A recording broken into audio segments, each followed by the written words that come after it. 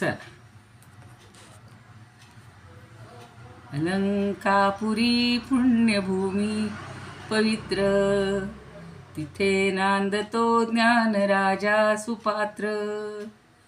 तया ठविता महापुण्यराशी, नमस्कार माझा सद्गुरु ज्ञानेश्वरासी. नमोऽनंताय शुद्धाय कूटस्थायात्मने नमः. प्रेमांबुधिविहाराय ज्ञानराजाय ते नमः. माधुर्यरसकल्लोलां शिवशक्तिस्वरूपिणीम् अमृतानुभवार्थाय वन्दे ज्ञानेशनन्दिनीम्. ॐ नमो ज्ञानेश्वरा, करुणाकरा दयाळा. तुमचा अनुग्रह लाधलो, पावन झालो चराचरी. कळा कुसरी काही नेणो, बोलतो वचने अतिभाविका.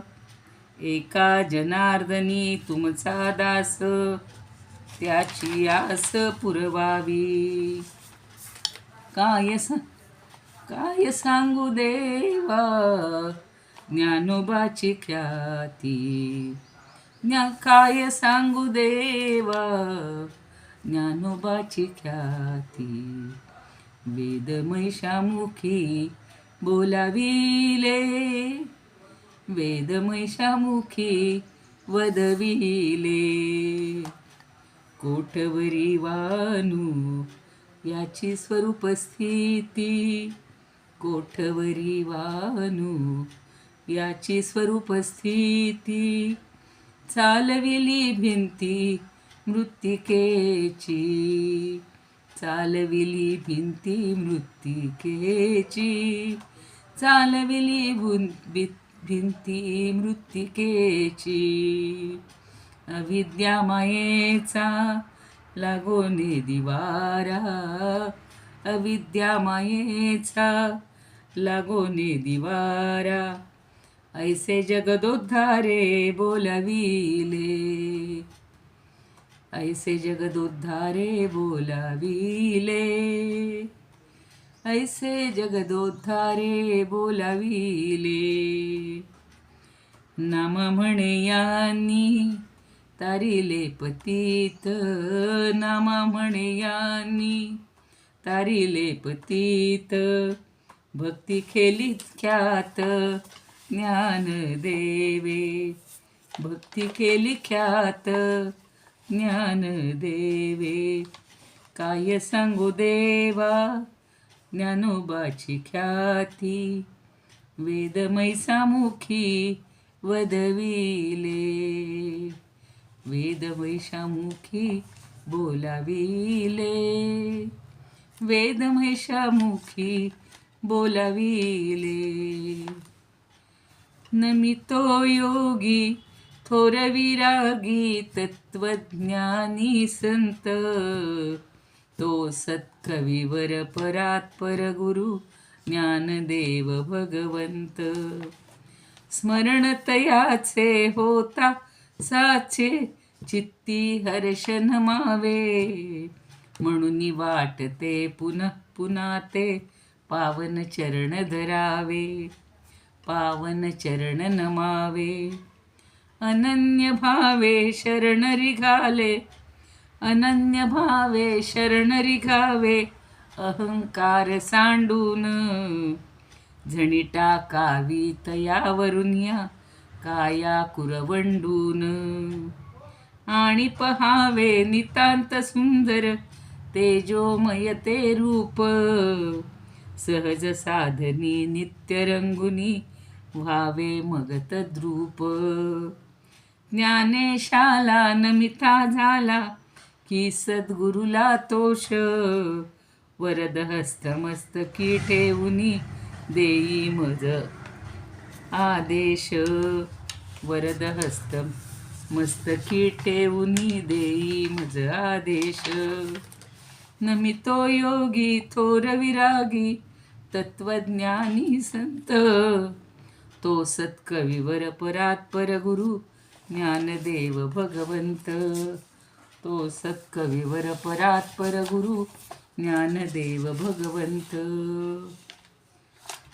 गदा शंख चक्रादिभिर्भावितांगम गदा शंख चक्रादिभिर्भावितांगम चिदानंद संलक्ष्य नाट्यस्वरूपम चिदानंद संलक्ष्य नाट्यस्वरूपम यमाद्यष्टभेदांग योगप्रवीणं यमाद्यष्टभेदांग योगप्रवीणं समाधिस्थमूर्तिं भजे ज्ञानदेवं समाधिस्थमूर्तिं भजे ज्ञानदेवं समाधिस्थमूर्तिं भजे ज्ञानदेवं. ज्ञानेश्वर महाराज की जय. पंढरीनाथ भगवान की जय. जय तू श्रीकृष्ण, जय तू ज्ञानेश्वर. पंढरीनाथांना वंदन करूया. निवृत्ती, ज्ञानदेव, सोपान, मुक्ताबाई सर्वांना वंदन. तुम्ही श्रोते जगदीश मूर्ती, तेथे माझी अल्पमती बुद्धिहीन अल्पमती सलगी करीते. आपल्या सर्वांच्या हृदयस्थ परमात्म्याला वंदन करून आजच्या विवरणाला प्रारंभ करूया. काल 32वी ओवी घेतली होती, आज 33वी घ्यायची आहे. अगोदर सुमिताताई शिवशक्तीतला आता संपत आलेला आहे. बघा, त्यांनी एक सातत्यानं ठेवलं आहे कार्य.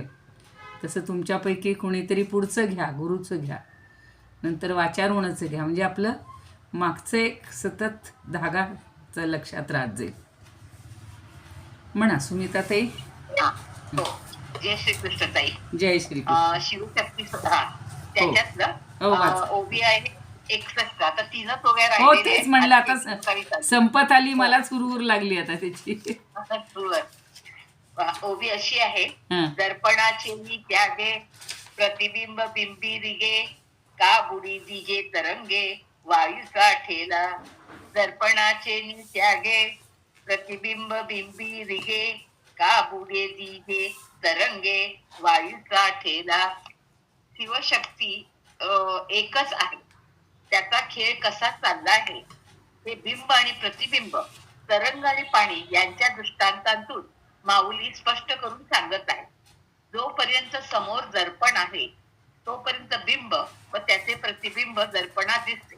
पण जसा आरसा बाजूला गेला की बिंब आणि प्रतिबिंब एकरूप होऊन जातात. तसेच जोपर्यंत वारा वाहत आहे तोपर्यंत तरंग उमटतात. जसा वारा शांत झाला की तरंग पाण्याशी एकरूप होऊन जातात आणि पाणी होण्याकरता तरंगाला काहीच करावे लागत नाही. तसा हा शिवशक्तीचा एकत्वाचा खेळ चालू आहे. खरंय. छान, सुंदर सांगितलं. सुंदर. कालची ओवी कोणी बोलणार आहे?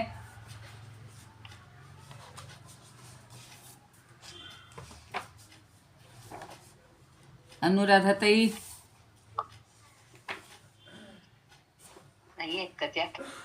म्हणतात ना. आहे मी वाचली नव्हती. बर बर, राहू दे राहू दे, ठीक आहे, काय हरकत आहे. मी क्लासला आहे. नाही, आलेल्या दिसल्या होत्या मगाशी. हो, पण वाचली नाही. असू दे, चालेल चालेल. आता बाकी कोणाला नाही ना काही म्हणा. थोडासा सांगायचा प्रयत्न. चालेल ना, सांगा ना. हो चालेल, सांगा. जो निरंजनी निजेला तो आणि की नाही देखिला आपुलाही निमाना आठवून तया. म्हणजे नाही म्हणावयास विषय असला पाहिजे. ब्रह्म हा दुसऱ्याचा किंवा स्वतःचा तो विषय पुरेसा होत नाही. तो नाही म्हणणे याला काहीतरी कारण असले पाहिजे. शुद्ध परमात्मा हा स्वतःचा किंवा दुसऱ्याच्या ज्ञानाचा विषय होत नाही. तो सर्वांमध्ये सर्वमाविष्ट असतो. तो स्वयंसिद्ध आहे. छान, सुंदर. सगळं परमात्म्याचंच चाललंय, पण आपल्याला अजून परमात्मा कुठं आहे, कधी सापडेल? सगळं ऐकतोय, वाचतोय, त्याचा अनुभव आला पाहिजे आपल्याला, म्हणून ही सगळी खटपट आहे. मॅडम, चुकून 33 वाचली आणि 32 अर्थ सांगितला. मला तेच कळे ना. चाल बर. आणि का हा आपण या हा न पुढे देखू व्हावया हा म्हणून न असावया कारणी की असा अर्थ होता. हा ठीक आहे, वाच. चालेल. की आत्मा हा स्वतःचाही विषय नाही आहे, तो दुसऱ्याचाही विषय नाही आहे. कारण स्व हा काही अन्याचा विषय होत नाही. आणि आत्माच नाही असंही कधी म्हणता येणार नाही, की असं कसं म्हणता येईल. असं सगळं आतापर्यंत विवेचन किंवा चर्चा झालेली आहे. एखादा बोलत नसेल तर त्याला काही मुका म्हणणं योग्य नाही आहे. आणि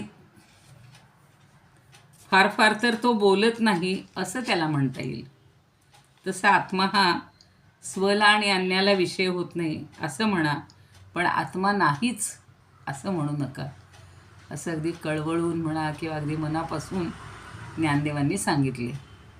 आता ही तत्त्वज्ञानातली भाषा आपल्याला कळते नाही कळत, आपण आपणहून, असावया नसावया, अशी सगळी रचना त्यांनी कालच्या ओवीत केली आहे.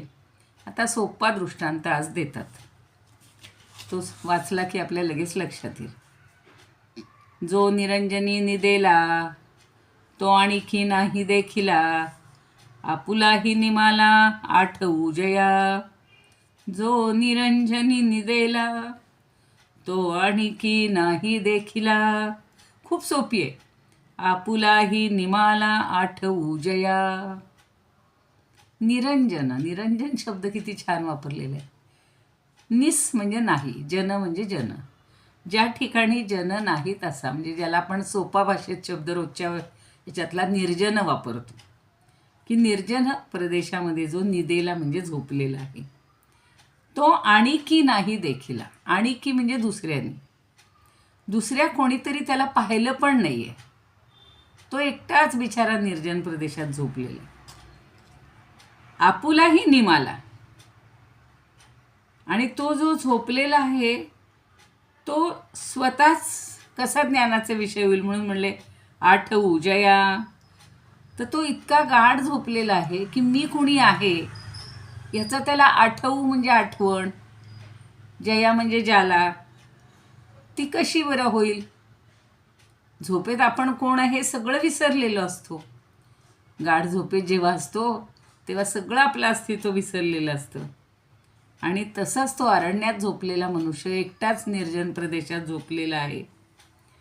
मग तो स्वतःच्याही ज्ञानाला विषय होत नाही म्हणून तो नाहीच असं म्हणायचं का. तसे ह्या आत्म्याबद्दल म्हणतायत की तो नाहीच असं म्हणायचं का.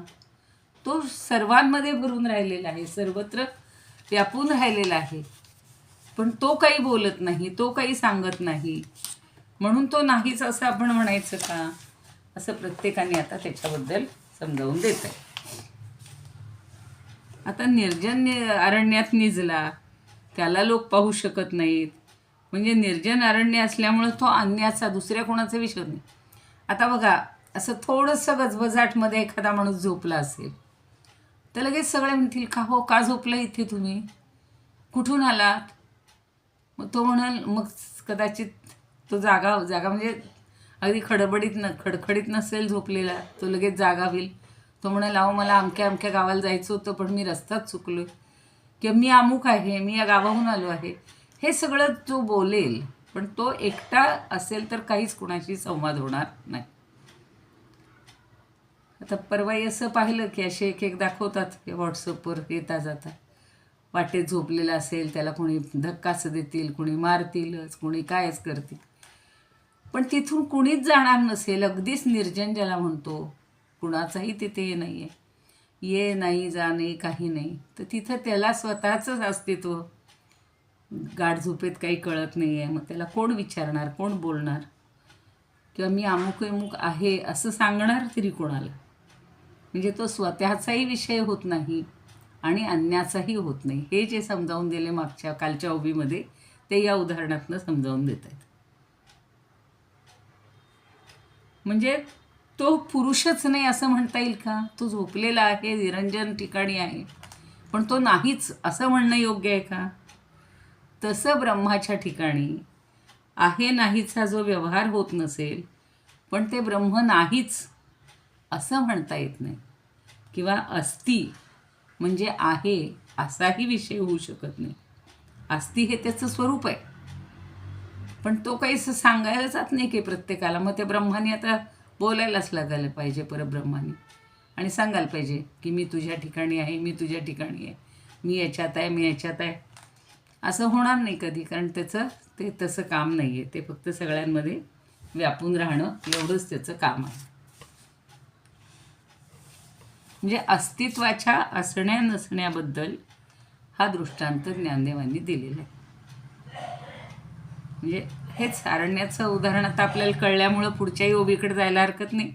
थोडं 1-2-4 जणांची मतं बघूया आपण, की गाढ झोपल्यानंतर, आणि तेही अरण्यामध्ये किंवा निरंजन ठिकाणी. निरंजन हा शब्द मला फार आवडला आहे. म्हणजे आपण निर्जन म्हणतो, पण निरंजन हा जास्त चांगला वाटतोय. तर त्याला कुणी पाहणारं नाही आहे, आणि गाढ झोपल्यामुळं त्याचं अस्तित्व त्याला स्वतःलाच जाणवत नाही आहे. त्यामुळं आपण अस्तित्वानं जगत आहोत याचासुद्धा त्याला आठवणच नाही आहे. म्हणजे त्याचा आत्मदेहात आहे, पण त्याचं अस्तित्वही त्याला जाणवत नाही, कारण आपण गाढ झोपेत असतो. मग त्याला त्याचं अस्तित्व कसं नाकारता येईल, किंवा स्वीकारता तरी कसं येईल? आपण आत्ता जेव्हा जागृत अवस्थेत असतो तेव्हा आपल्याला सगळ्या संवेदना कळतात, नाही का?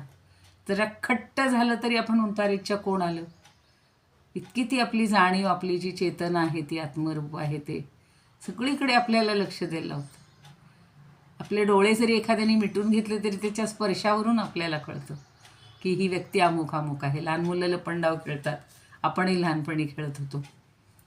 मग तो हात कोणी बांधलेला आहे जरी कळलं नसतं, त्या स्पर्शावरून आपल्याला कळायचं. किंवा पायाच्या चालण्यावरून कळतं आपल्याला की ही व्यक्ती आलेली आहे बघा, चालण्याच्या स्टाईलवरून कळतं. काही जण उगाचच खाक काहीतरी करतात आल्यानंतर, किंवा टकटक करण्याची पद्धत आता बेल झालेले आहेत, त्याच्यात काही फरक कळत नाही. पण पूर्वी दारावर खटखट करणारा म्हणजे आपण लगेच म्हणणार हां दूधवाला आला आहे, नाही ही कामवाली आलेली आहे, नाही हे अमुक भेटायला आले, इतकं आपल्याला समजत होतं. सावलीवरून आपल्याला समजते, व्यक्ती जरी नाही दिसली तरी सावलीवरून दिसतं. अशा काही खाणाखुणांवरनं दिसायला हे परब्रह्म तसं आपल्याला व्यक्तही नाही आहे, त्यामुळं आपल्याला त्याचं काही ज्ञान होत नाही, असं पुन्हा पुन्हा सगळेजण समजावून सांगतात. गुलाबराव महाराज तेच म्हणतात की जो निर्जन अरण्यात झोपला आहे, निवांत जाऊन झोपलेला आहे, त्याला दुसरं कोणीच पाहत नाही, आणि त्याला स्वतःलाही मी निजलो आहे हेही स्मरत नाही. झोपेमध्ये आपल्याला कळतं का हो? आज कुठं नाही, पण काही वेळेला बघा थोडीशी जागरूकता आली, थोडीशी. आधी आपल्याला कळत नाही, आपण रोजच्या जागी असतो, तिथंच झोपलं असं एकदा चिंता म्हणजे डोक्यात असतं, आणि मग कदाचित थोडीशी जागी लागली, राणीच्या मी आज इथे प्रवासात आलेलो आहे. या काही वेळेला ट्रेन असतो, ट्रेनमध्ये असतो, कधी ट्रॅव्हल गाडीमध्ये असतो, तेव्हा तर काय रोजचाच प्रवास, कुठे आहोत काही भानच नसतं आपल्याला. म्हणजे स्वतःचंच भान स्वतःला नसतं, तसं त्या परमात्म्याला तर काय असणार आहे?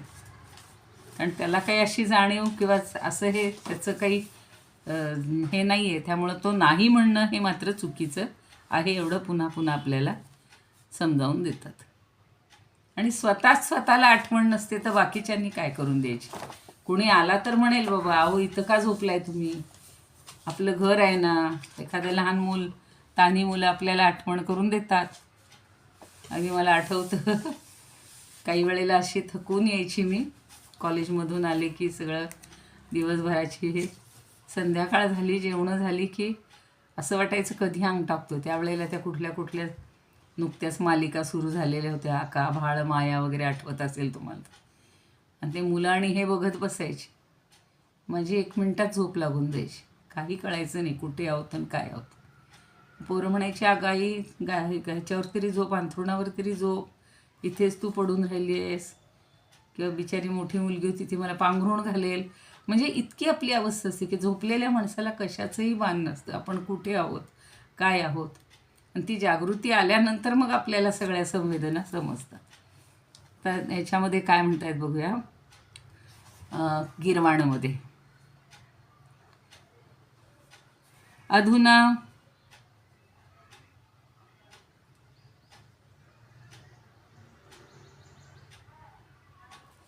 पुन्हा तेच होते बरं का, 5वीच ओळखलं जातं.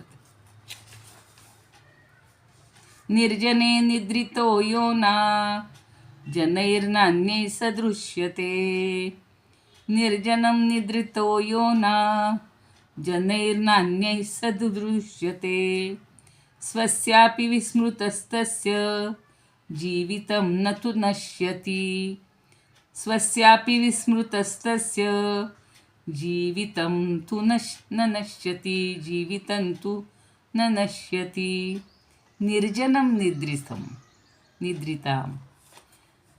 निद्रितः त्याचं संधीमुळं निद्रितो झालेले. निर्जन वनामध्ये निद्रितः अगदी शांत झोपलेला. यो म्हणजे यहा म्हणजे जो. ना म्हणजे नर बरं का. आता याच्यावरचा एक सांगते तुम्हाला.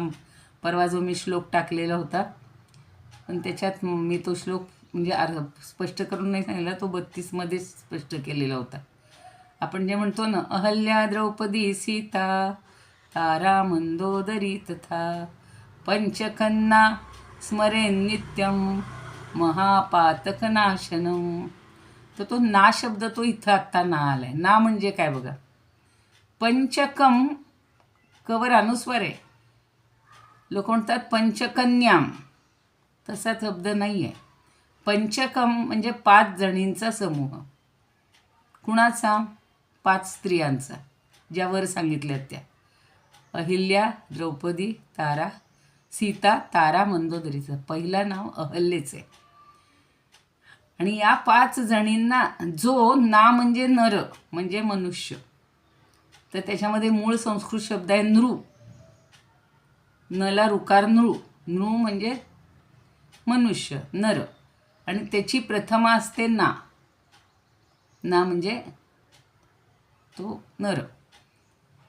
तर इथं तो शब्द वापरेल. आणि पंचकन्ना स्मरेन नित्यम, जो त्यांचं स्मरण करेल, नित्य स्मरण करेल, या 5 जणींचं जो नित्य स्मरण करेल त्याला महापातकनाशनम. मोठी मोठी बघा केवढं महत्त्व दिलेले आहे 5 स्त्रियांना. महापातकांचा नाश व्हायचा असेल तर फक्त एवढा श्लोक म्हणा. आपण तर म्हणायला काहीच हरकत नाही आहे, आपलाच गौरव आहे त्याच्यामध्ये.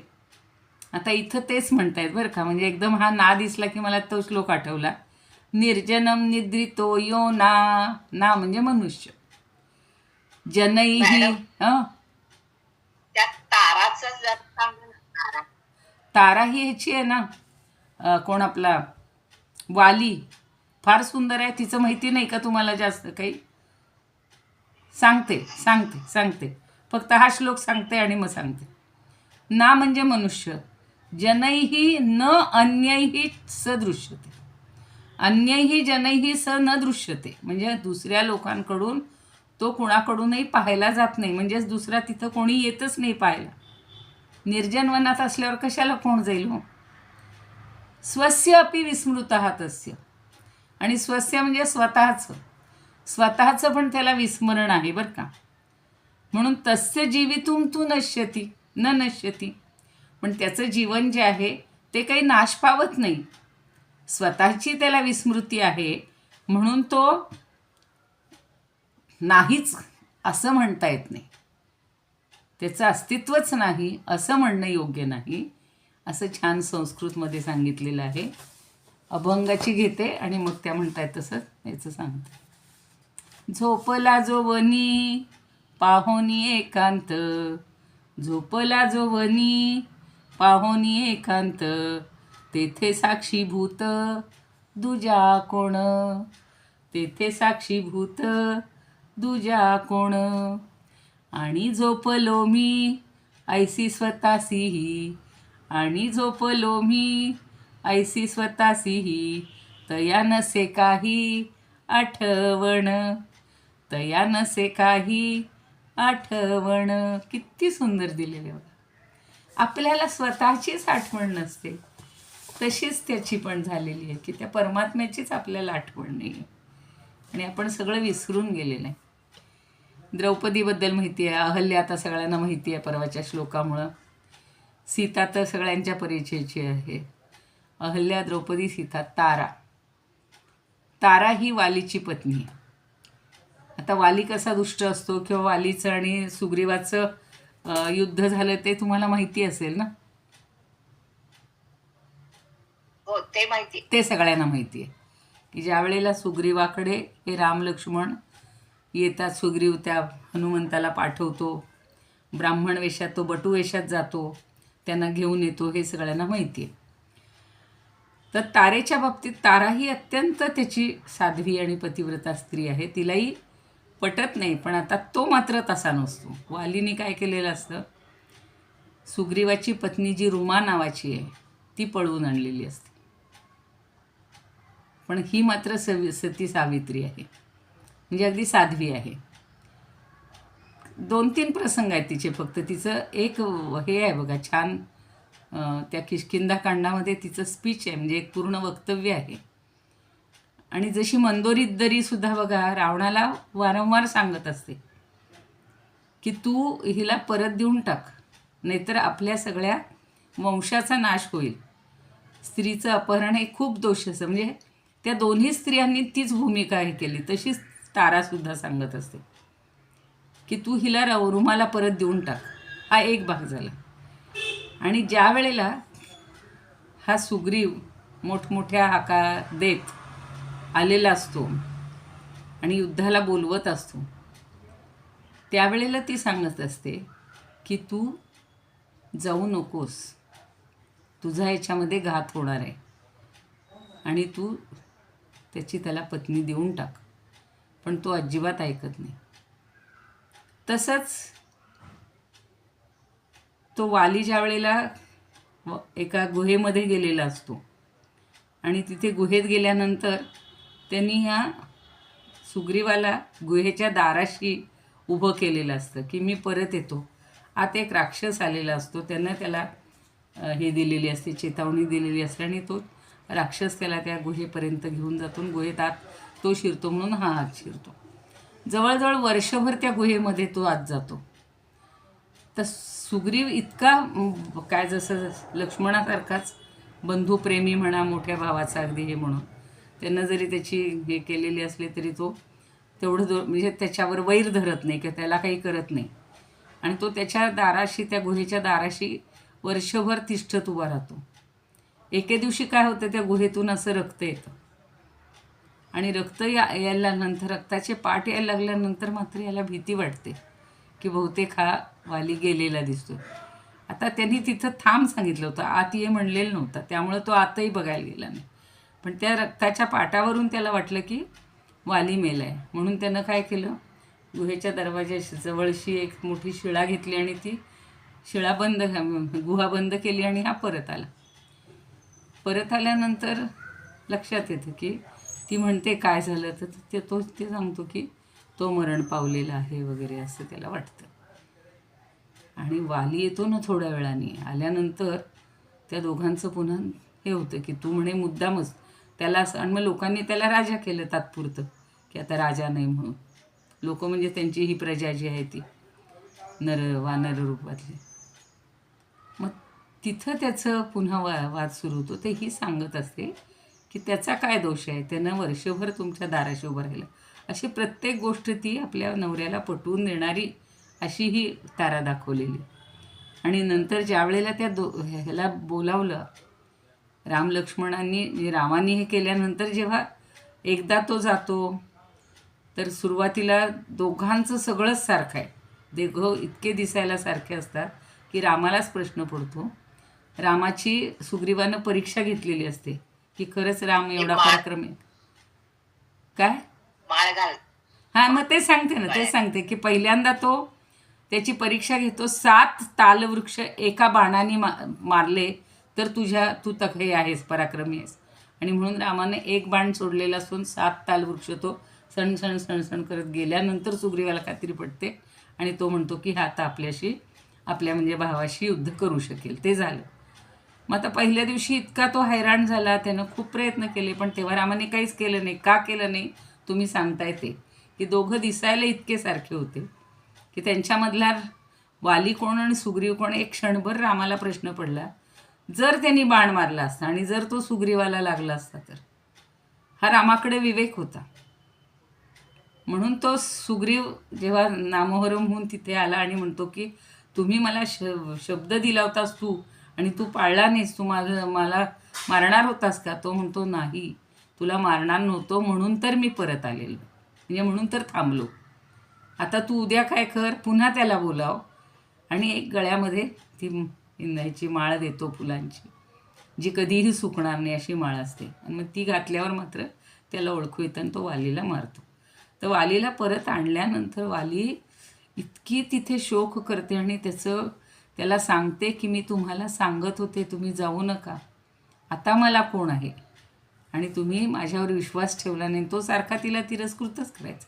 तुला काय, म्हणजे स्त्रियांना हे करणं, तसा तो वालीचा स्वभाव होता. एवढंच आहे तिचा जास्त रोल नाही. मग त्याची सगळी अंत्य हे एक शिबिका आणली जाते, सगळं केलं जातं, ती त्याची पूजा करते, सगळं पुढं सांगितलं. आणि मग मुलाला अंगदाला ती पुन्हा समजावून सांगते की सगळी आता ही तुझ्यावर जबाबदारी आहे, असं आहे तसं आहे. अंगदानं पुढे रावणासाठी सुद्धा पराक्रम केलेला आहे. अंगद शिष्टाई ती माहिती असेल सगळ्यांना. तशी फार नाही ती सर, तसा फार रोल नाही, पण तिनं योग्य वेळेला त्याला हे सांगितलं होतं आणि त्यांनी ऐकलं नाही. त्यामुळं स्वतःच्या पायावर धोंडा स्वतःहून ओढून घेतल्यासारखं झालं वालीनं. त्या 5 कन्यांमध्ये ती आहे. हो, 5 मध्ये ती आहे. आणि ती म्हणजे सांगितलं ना की जरी पती त्रास हे असला तरी सुद्धा त्याच्या विरोधात किंवा त्याला असं तिनं हे केलेलं नाही. फक्त योग्य वेळी ती सल्ला देत होती, सल्ला चांगला देण्याचं काम. आणि ती पतिव्रता होती, म्हणजे तिनं काही त्यांना असं वाईट वागला म्हणून तिनं काही वाईट तिचं वर्तन बिघडलं नाही किंवा काही नाही, म्हणून तिचा उल्लेख त्याच्यामध्ये केला. बरं, चला आपल्याला हाच फक्त श्लोक एवढेच हा हे होता, काय म्हणायचा, दृष्टांत. अजूनही पुढे काही आहे तो बघायचे. तर त्याला त्याचा एक प्रश्न होता, विचारू का? हो, विचारा. नाही, प्रश्न म्हणजे हे निरंजनी, त्याचा अर्थ तुम्ही सांगितला की निर्जन म्हणून, की मी कोणी नाहीये तिथे. आता काय म्हणाल, अलख निरंजन जेव्हा म्हणतात ते निरंजन काय होते? हो ना, आहे का ते? खरं मलाही तोच शब्द येतो बरं का नेहमी, कारण निरंजन म्हणलं की तोच शब्द आपल्याला आठवतो. आता काय म्हणतात, म्हटलं विचारू का नको विचारू, पण नाही, हरकत नाही ना. आता यांनी इथे निसंजन तो निरंजन एवढाच अर्थ घेतला असेल. आणि कदाचित असंही असेल, तुम्ही म्हणताय तसं, की हा सगळीकडे निजलेलाच आहे. म्हणजे हा पुरुषाचा जरी दृष्टांत दिलेला असला तरी हा परमात्मा तशा अर्थानं सगळीकडे शांत झोपलेला, म्हणजे कळत नाही आहे तो कुणाला, आणि म्हणूनही त्याला कोणी पाहत नाहीत, असाही लक्षार्थ म्हणा किंवा त्याचा गूढार्थ असा असू शकेल. म्हणजे त्यालाही उद्देशून त्यांनी कदाचित म्हटलं असेल. अलख निरंजन म्हणजे मग काय त्याचा अर्थ होतो, मला काय कळलं नाही त्याचा आणि याचा. नाही, ते त्याचा इथे काही घेतलेला नाही आहे, तो काही प्रश्न नाही. ते वेगळं, म्हणजे जय अलख निरंजन अशी घोषणा करतात ना. बरोबर. तर कदाचित अलक्ष, लख म्हणजे काय, न लक्ष, क्षच्या ऐवजी ख आला असेल तिथे. अलख आणि निरंजन म्हणजे ज्याच्याकडे लक्ष जात नाही, आणि जो निरंजन आहे म्हणजे कशामध्ये, सगळ्यांमध्ये न दिसणारा आहे, अशा अर्थी निरंजन म्हटलं असेल त्याला. आणि निस म्हणजे नाही, अंजन म्हणजे अंजनचा अर्थ आपण अर्जन म्हणजे अंजन म्हणजे काजळ वगैरे असा घेतो, तसाही घेतला असेल तर माहिती नाही. म्हणजे तो आता पाहावा लागेल आपल्याला, की ज्याला कुठलाही हे नाही, दोष नाही, अशा अर्थी निरंजन शब्द असेल. तो निरंजन अशा अर्थी घेतला असेल मला वाटतं, तो तिकडे जो येतो. धन्यवाद ताई, तुम्हाला मध्ये त्रास देते. नाही, त्रास नाही. याच्यातून आम्हालाही थोडीशी प्रेरणा मिळते ना, काहीतरी अभ्यास करण्याची किंवा विचार करण्याची उलट हे मिळते. चांगलं आहे. चालेल, अजून ह्याच्यात बघू आता आपले बी कुलकर्णी काय म्हणतायत. तेवढंच सांगितलंय सगळ्यांनी की ह्याच्यात काही अवघड नाही आहे समजण्याजोगं. निर्जन ठिकाणी झोपला आहे, त्याला दुसरं कोणी पाहत नाही आणि झोपेत त्याला स्वतःचंही स्मरण आहे. आणि झोप म्हणजे काय हो, हे जरी प्रत्यक्षसारखं झोपेचं वर्णन केलेलं असलं तरी मला तरी असं वाटतं की ही झोप म्हणजेच अज्ञानाची झोप आहे. आणि त्या अज्ञानामुळं आपल्याला काहीच समजत नाही असं असं वाटतं. जागे झालं तर मग आपल्याला कळतं ना सगळं. तसं जागृती म्हणजे आपलं अज्ञान दूर होणं, ज्ञान होणं. आणि ती झाल्यानंतर मग स्वतःची म्हणजे स्वची म्हणजेच त्या परमात्म्याची आपल्याला जाणीव होईल. कधीतरी ही जागृती व्हावी किंवा आपलं अज्ञान आहे हे कमी व्हावं असं आपण तिथं समजूया. यांनी काय म्हणतात खंदारकरांनी काही याच्यावर जास्त दिलेलं नाही. कोणते बघा त्यांनी तेच म्हणले, कोणी मनुष्य निर्जन अरण्यात झोपला आहे, त्याला इतरांनी बघितलेले नाही, तो आहे की नाही, झोपला का मेला, तो कोण कुठला, यापैकी कोणतंच ज्ञान इतर कोणालाही झालेलं नाही आणि होण्याची शक्यताही नाही. बरं, तो झोपी गेलेला असल्यामुळे त्यालाही मी कोण आहे, कुठं आहे, कोणत्या अवस्थेत आहे याची आठवण राहिलेली नाही. आणि आपणही झोपी गेलो म्हणजे व्यवहारातली झोप नाहीच म्हणायची इथं, असं मला तरी वाटतं. आपण अशा अर्थी झोपी गेलेलो आहोत की स्वत्वाचीच जाणीव आपल्याला नाही आहे, स्वचीच जाणीव नाही. बाकी सगळ्या बाबतीत आपण जागे आहोत. हां, असाच अर्थ असणार आहे. कारण त्यांनी इतकी जरी सोपी हां नाही आहे, तेच त्यामुळंच ते सारखे ती जे झोपेची जी हे देत आहेत, सारखा दृष्टांत देत आहेत, त्याच्या मागे त्यांना हेच म्हणायचे की आपण एक प्रकारे झोपलेलेच आहोत, निद्रिस्तच आहोत, अज्ञानीच आहोत. आणि मग ती ज्ञान आपल्याला जेव्हा होईल तेव्हा मग तो कुठे आहे, मी कोण आहे ह्याची पहिली स्वतःला जाणीव व्हायला पाहिजे, दुसऱ्यांनी नाही. तर आत्ता सारखं आपण लहान पोराला सांगत असतो, तू आता पहिलीत गेला आहेस, तू आता मोठा झाला आहेस, 10वीत गेला आहेस, आता तू कॉलेजला गेला आहेस, हे आपल्याला सांगावं लागतं. खरं म्हणजे त्याला माहिती नसतं का हो, पण त्याला त्याची जबाबदारीची जाणीव करून देण्यासाठी जसं आपण देत असतो एखाद्या मुलाला मुलीला, तसं ज्ञानदेव आपल्याला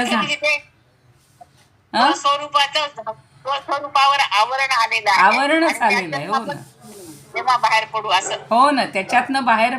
कारण आता आपण इतके गाढ निद्रिस्ते आहोत की स्वतः कोण आहे हेही कळे नाही, माझं काहीच नाही. पण जागे असल्यावर मात्र आपल्याला व्यवहारातली जागृती आहे, ती जागृती जायची, ती जागृती नको. आपल्याला खरी जागृतीच आली पाहिजे. तुमचं म्हणणं बरोबर आहे की जेव्हा स्वरूपाचं ज्ञान होईल, खरा मी हा नाहीच आहे, हे सगळं नुसती आपण भवरची पांघरुणं आहे, रोज नवीन कपडे घालतो, छान छान सगळं करतो, जेवतो, खातो, पण कुणासाठी हे चाललेलं आहे तेच सगळं विसरून गेलेले आहे.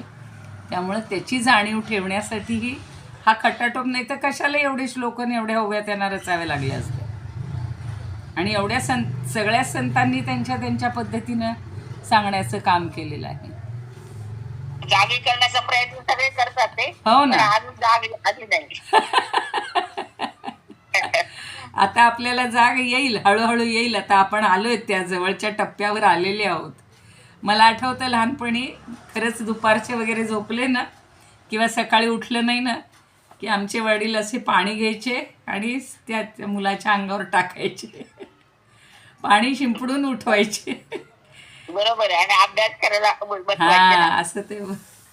माझी एक बहीण होती आणि ती म्हणायची नका उठवू मला, पण ते तिला उठवायचेच. असं ते असतं. आपल्याला एक एक अनुभव लहानपणीचे आठवतात. आणि आत्ताही तशीच अवस्था आहे की अजूनही बघा, तुम्ही एखाद्याला सांगा, आता निदान जे कोणी आपण थोडं काही कवी नाही ह्या मार्गाला लागलो आहे म्हणा, काहीतरी जाणीव भगवंत आपल्याकडनं करून घेतो आहे. पण तुम्ही घरामध्ये 4 माणसं असाल आणि सांगा बरं दुसऱ्याला की चल तू माझ्याबरोबर, किंवा तू पण ऐकत जा. आता कुठं जायचंय, कुठे घरातल्या घरात ऐकायचंय फक्त कान उघडे कुठे. हां, मग ते लोक येणारच नाहीत. नाही, ते म्हणतील तुमचं तुम्ही करा, मला नका सांगू. हो बाई, आता मी कालही कोणीतरी माझ्या मागे एवढे लागलेत आता बघा काही जणी की म्हणे मॅडम आम्हाला परत ज्ञानेश्वरी शिकवा, पहिल्यापासून शिकवा, आम्हाला तेव्हा अटेंड करता आली नाही, अमकं नाही तमकं नाही. तर म्हणलं अहो पहाटे सुरू करताय सांगा आम्हाला. आता इकडं ऐकतच आहे ना, आता कशाला पाहिजे. आता इथे एकदम पहिल्यापासून ऐकता येईल. हा नाही बघूया, पण त्यांचं म्हणणं आहे तुम्ही ऑफलाईन घ्या, अशी ऑनलाईन नको आहे त्यांना. अरे बापरे, मग आम्हाला नाही येता येणार. मग म्हणून म्हणलं तुम्ही कशा येणार. आता काल तर त्या एक जणींची इच्छा आहे, मी सांगितलं ना महाराजांचं नाव पाथर्डीला आहेत आणि ते घेत आहेत म्हणलं अशी पहाटे छान ज्ञानेश्वरी. तर त्या म्हणे मी ती बाई तर म्हणे मी पाथर्डीला जाऊन शिकीन त्यांच्याकडं. अरे बापरे, म्हणलं एवढं सोपं आहे होय, आणि ते एवढे सोपे आहेत होय तुम्ही जाऊन तिथं त्यांनी शिकवायला एकटीला. शिकवणार आणि तो काय ग्रंथाला. आता काय लोकांची कल्पना सांगते, हेच अज्ञान सगळं, झोपलेलेच आहेत सगळे. चला जाऊ द्या, पुढची ओवी वाचून ठेवूया. परी जीवे नाही नोहे, तैसे शुद्ध असणे आहे, हे बोलणे न साहे असे नाहीचे. आता जीवे, जीव म्हणजे आपल्या शरीरामध्ये जो जीव आहे त्याला जीव असं म्हणतो ना, प्राणालाच. तर नाही नोहे, नाही नोहे म्हणजे तो नष्ट झाला नाही. तैसे शुद्ध असणे आहे, पण त्याला आहे, शुद्ध आहे म्हणजे त्याला हे बोलणं सुद्धा सहन होत नाही. आपल्यातला एखादा म्हणतो ना, काय तुझा जीव गेला का काय, असे आपण सहज व्यवहारात ऐकतो शब्द, आपण नाही बोलत. तर असं म्हणलं तरी तो म्हणाल तुला काय दिसत नाही का मी एवढा जिवंत आहे ते. तसं इथे त्यांनी म्हणलेलं आहे, परी जीवे नाही नोहे, म्हणजे जीवे म्हणजे प्राणानी, नाही म्हणजे नष्ट झाला नाही किंवा गतप्राण झाला नाही, हे निश्चित आहे. पण त्याला तैसे शुद्ध असणे आहे, पण त्याला आहे किंवा नाही आहे हे बोलणे त्याला सहन होत नाही. कारण तो आहे, त्याला आहे असं म्हणावं तर हे बोलणेनंच आहे. त्याला इतरांच्या आणि स्वतःच्या ज्ञानाला विषय होत नाही, किंवा नाही म्हणावं तर तो झोपलेला आहे, मेला नाही, असं सगळी त्याची जी शुद्ध आहे. असे नाहीचे म्हणजे तो असे आणि नाही या दोन्हीच्या मध्ये आहे. त्यात ती आता पुन्हा कालच्यासारखीच आहे. काय म्हणूया आपण, थोडी शब्दांची कसरत करून समजून घेऊया उद्याला. इथेच थांबू आजही. आता उद्या घ्यायचा का आता सोमवारीच? मॅडम सोमवारी. हां ठीक आहे. इदमुपकर्तुं भुवनमण्डलं समुदितमिव भास्करं सादरं वन्दे ज्ञानेश्वरं. त्रिभुवनमाता भगवद्गीता लोकमङ्गला लोकविश्रुता लोकहितं संततं ज्ञायता येन ज्ञानेश्वरी विरचिता. श्रुत्वा प्राकृतगिरं सादरं वन्दे ज्ञानेश्वरं. गीताशास्त्रं क्वाम्बुधिकल्पं नवन्तदीयं वयःक्वचाल्पं विषयविपदां व्रात्यमनल्पं वाग्यज्ञेन च येन भूषितं सरस्वती मंदिरं सादरं वन्दे ज्ञानेश्वरं. सादरं वन्दे ज्ञानेश्वरं. यत्र शारदा कृपाप्रसादः यस्य श्रवणात् परमानन्दः निहितो यत्रामृतनिःस्यन्दः काव्यतत्त्वयोः कृतवन्तं तत् रसायनं मधुरं सादरं वन्दे ज्ञानेश्वरं. सादरं वन्दे ज्ञानेश्वरं. ज्ञानेशोऽनुभवामृतं व्यरचयच् ज्ञानेश्वरं पूजये. ज्ञानेशेन निरूपिता सुमधुरं गीता नमो ज्ञानिने. ज्ञानेशात् परमार्थवित् सुचरितं ज्ञानेश्वरस्याद्भुतं. ज्ञानेशे लघुजीविते गुणगणो ज्ञानेश्वरत्वं कृती. ज्ञानेश्वरत्वं कृती. आरती ज्ञानराजा महाकैवल्य तेजा. सेविती साधू संत मनोवेधला माझा. आरती ज्ञानराजा. लोपले ज्ञान जगी हित नेणती कोणी. अवतार पांडुरंग नाव ठेविले ज्ञानी. आरती ज्ञानराजा. कनकाचे ताट करी उभ्या गोपिका नारी. नारद तुंबरू हो सामगायन करी. आरती ज्ञानराजा. प्रगट गुह्य बोले विश्व ब्रह्मची केले. राम जनार्दनी पायी मस्तक ठेविले. आरती ज्ञानराजा. महाकैवल्य तेजा. सेविती साधू संत मनुवेधला माझा. आरती ज्ञानराजा. ज्ञानेश्वर महाराज की जय. पंढरीनाथ भगवान की जय. जय तू श्रीकृष्ण, जय तू ज्ञानेश्वर. चला सोमवारी भेटूया मग.